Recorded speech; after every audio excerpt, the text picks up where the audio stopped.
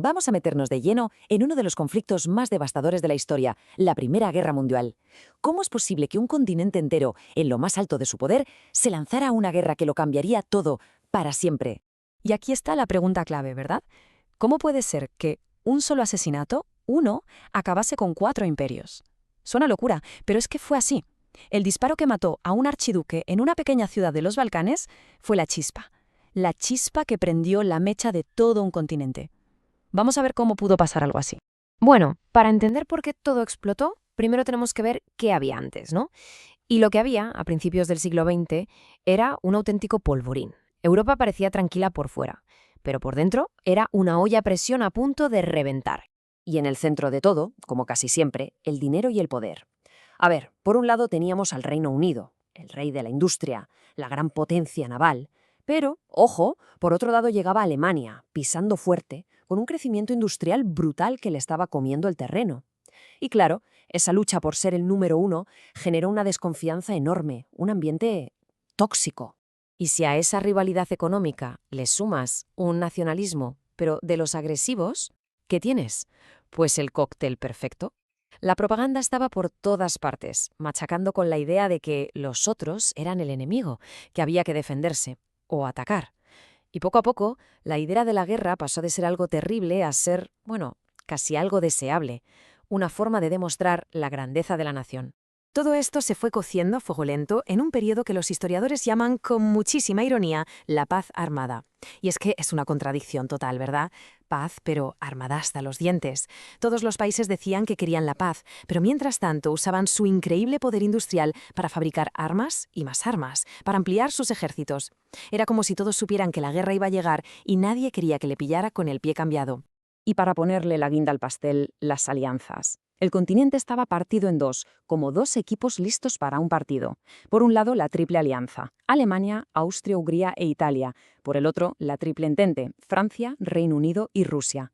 El problema de estos pactos es que funcionaban como un cable trampa. Si uno tropezaba, arrastraba a todos los demás con él. Una auténtica bomba de relojería. Pues bien, esa bomba de relojería estaba a punto de explotar. Y ahora vamos a ver el momento exacto, el instante preciso, en que alguien encendió la mecha. Fijaos en esta cara. Se llamaba Gavrilo Princip, un joven nacionalista serbo-bosnio. Quizás su nombre no nos suene tanto como el de otros grandes personajes de la historia, pero lo que hizo cambió el mundo para siempre. Y es que la historia a veces depende de un segundo, de un simple error. Es 28 de junio de 1914. El archiduque Francisco Fernando, heredero del Imperio Austrohúngaro, está de visita en Sarajevo.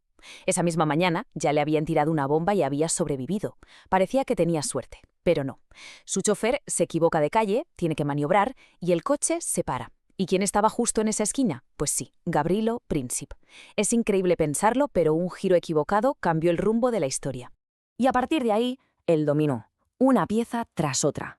Austria-Hungría acusa a Serbia y ¡pum!, le declara la guerra. Rusia, que era como la hermana mayor de Serbia, moviliza su ejército para defenderla. Entonces Alemania, que era aliada de Austria-Hungría, dice «ah, sí», y le declara la guerra a Rusia, y de paso a su aliada, Francia. En un abrir y cerrar de ojos, en apenas unas semanas, toda Europa estaba en guerra. Así de rápido. Y así, lo que era un problema en los Balcanes se convirtió en una guerra mundial. Pero lo que nadie, absolutamente nadie, se imaginaba era el tipo de guerra que les esperaba. La idea inicial era que esto duraría poco. Para Navidad, todos en casa, decían. Alemania tenía un plan, el famoso Plan Schlieffen. La idea era simple, un golpe rapidísimo a Francia, atravesando la neutral Bélgica para dejarla fuera de combate, y luego ya girarse y ocuparse de Rusia. Un plan de victoria rápida. Pero los planes sobre el papel son una cosa y la realidad otra. El plan falló. Los belgas resistieron más de lo esperado y los franceses y británicos consiguieron frenar a los alemanes en la batalla del Marne. Y ahí se acabó la guerra rápida. La guerra de movimiento se paró en seco y empezó una auténtica pesadilla, la guerra de trincheras. Aquí podemos ver muy bien cómo fue cambiando la guerra. Empezamos en 1914 con esos movimientos rápidos que comentábamos, pero enseguida, en el 15 y el 16, la cosa se estanca. Es la época de las trincheras, del desgaste brutal en batallas como Verdún o el Somme. Luego llega 1917, un año clave que lo cambia todo. Y finalmente, en 1918, el fin de la pesadilla. Es que intentemos imaginarlo por un momento. La vida ahí dentro, barro por todas partes, frío, Humedad, ratas, piojos, enfermedades y el sonido constante de los bombardeos, el miedo a que en cualquier momento te tocara a ti. Un desgaste psicológico tremendo. Se luchaba y se moría por avanzar unos pocos metros de tierra que al día siguiente volvías a perder. Absolutamente terrible. Y llegamos a 1917, el año en que el tablero de la guerra se revoluciona por completo. Pasan dos cosas gigantescas. Por un lado, Estados Unidos, que hasta entonces se había mantenido al margen, entra en la guerra. Eso significa un montón de recursos, de soldados frescos, de poder industrial para el bando aliado. Pero por otro lado, en Rusia estalló la revolución bolchevique y el nuevo gobierno firma la paz y se retira.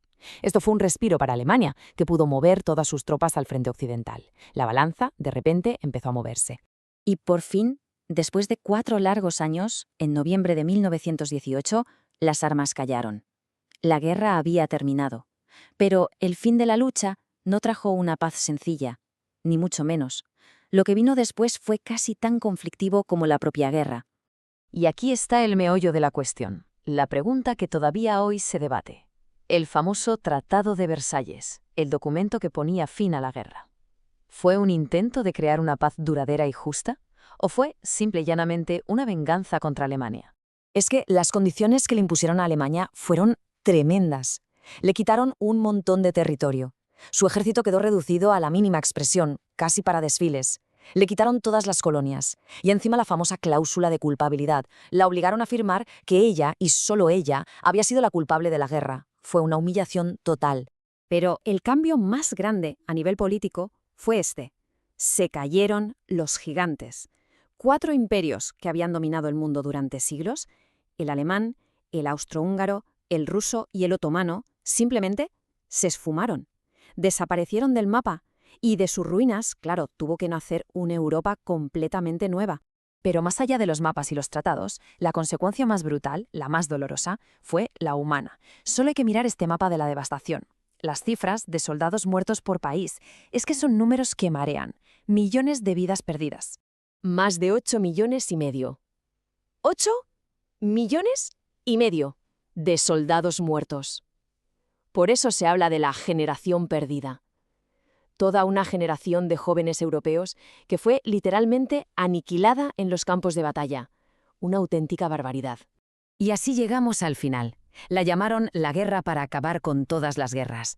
Qué ironía, ¿verdad? Porque, vista con perspectiva, con esas condiciones tan duras del Tratado de Versalles, con todo el rencor que generaron, la gran pregunta queda en el aire. ¿Fue de verdad el fin de algo? ¿O fue simplemente el prólogo, la primera parte de una tragedia aún mayor que estallaría solo 20 años después?